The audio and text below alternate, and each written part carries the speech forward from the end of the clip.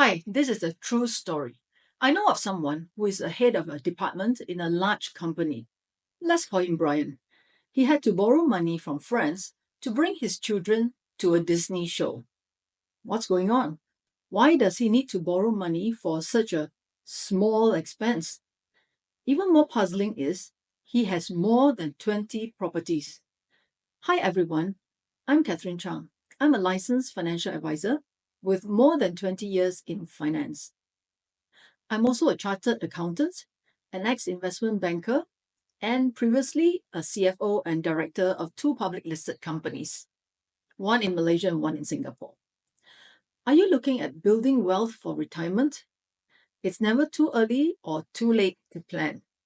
In this video, I share two mistakes you need to avoid. Going back to our story, Brian is a casualty of a very popular book, which encourages people to use creative financing rather than their own money to invest in a real estate. The idea is to get passive income from renting out properties. In fact, a lot of property gurus are using the same headline to attract people. How to buy properties with no money down. I'm sure you've heard of it. So how does this work?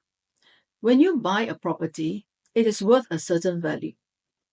If you are not paying any money, the no money down, then someone else is.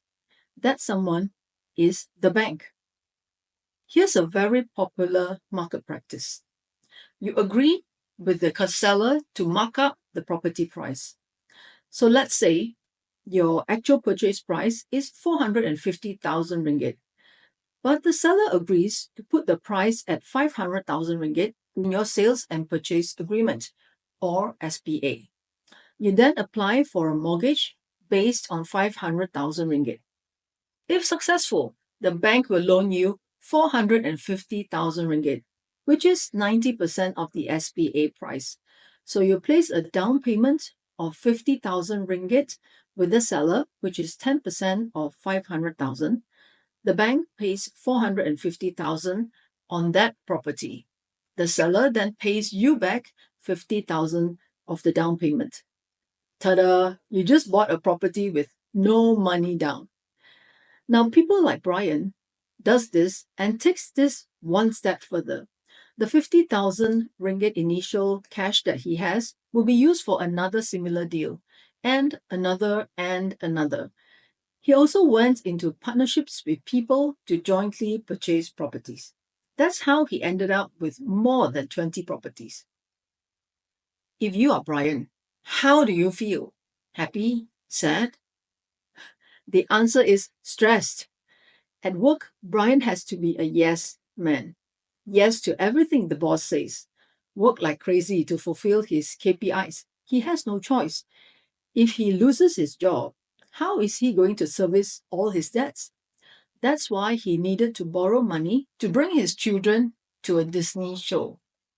That's pretty sad, right? He doesn't have any cash left after paying all his loan installments. It may sound extreme, but I know of many people who are in this position. As Brian heads nearer and nearer to retirement, he gets more and more worried and stressed.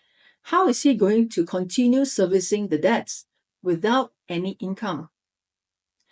He tried to sell off some properties, but didn't get a good price. And he couldn't afford to make a loss, so that's why he kept all those properties. Now, some of the prices of the properties even went down. That makes it worse. Rental income is also inconsistent. It's a relentless cycle of chasing for rental and finding new tenants to replace those who leave. The prolonged stress from his mountain of debt and managing his properties caused Brian to develop a lot of health problems. His wealth is a house of cards. One misstep and everything will come tumbling down. So the lesson here is don't put all your money into illiquid assets which require a long time to appreciate in value, if at all.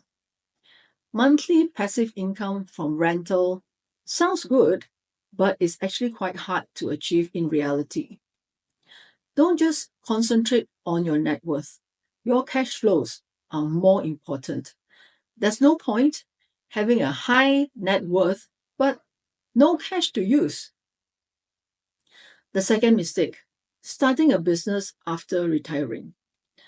Now, if the business is consulting or other types which don't require any capital, that's perfectly fine. You generally work alone and there are minimal fixed costs. But if you get into a business requiring substantial capital investment, then you need to be careful.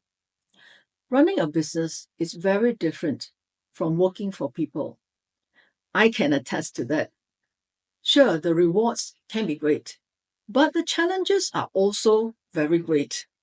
There are 1,001 things which can go wrong. You are firefighting all the time. If you sink in capital into a business, your money will be stuck there for some time. The only way to get money out is to build up your business so that you can either declare dividends or pay yourself a salary or sell it off. That can take years, if not decades. There are also people who start a business with a partner. And when there is a need for more capital injection, the partner doesn't come through. You are left holding the bag. Or your child wants to start a business and you want to support him or her. Please only do this with money you can afford to lose. Otherwise, tell them to do it the hard way. Work and save money themselves. I personally think that will help them to mature and appreciate money better. So here's the deal. If you want a stress-free retirement, avoid putting all your money into properties or investing in a business. Put a large portion of your cash into liquid investments, which can give you a good return while allowing you to withdraw anytime.